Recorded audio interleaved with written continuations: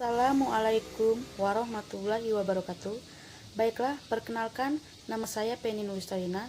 Saya dari Ekonomi Syariah 6A.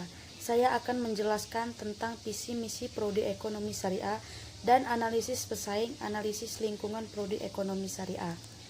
Visi prodi Ekonomi Syariah pada tahun 2022 menjadi jurusan Ekonomi Syariah yang unggul di tingkat Sumatera bagian selatan serta mampu berperan dalam tingkat nasional. Misi prodi Ekonomi Syariah yang pertama, menyelenggarakan pendidikan ekonomi Islam dengan menggunakan standar metodologi ilmu modern yang profesional.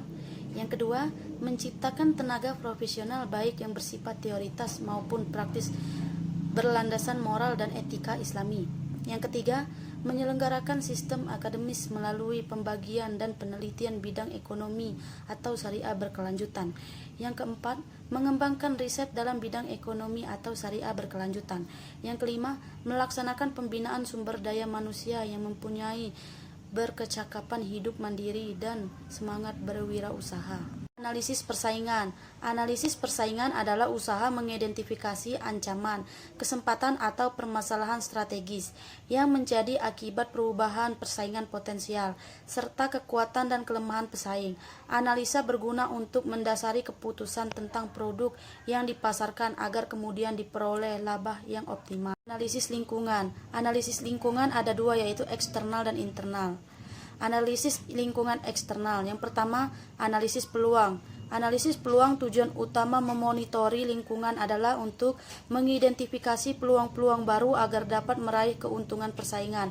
Untuk mendapatkan hal tersebut, maka perusahaan harus mempunyai modal yang kuat, sumber daya manusia yang handal, unggul dalam bentuk dan dapat melebihi kompetitor dan memiliki kinerja terbaik. 2. Analisis ancaman. Suatu ancaman merupakan image yang menakutkan dan perlu diwaspadai setiap saat. Lingkungan eksternal selalu menimbulkan ancaman disebabkan adanya kecenderungan tingkat perkembangan kurang menguntungkan yang mengarahkan menurunnya pesaing pemasaran. Hasil produksi yang mungkin nantinya pesaing lain akan menggeser posisi atau kedudukan perusahaannya pada tingkat yang lebih rendah. Analisa lingkungan internal. Setiap unit usaha harus mengevaluasi kekuatan dan kelemahan secara periode.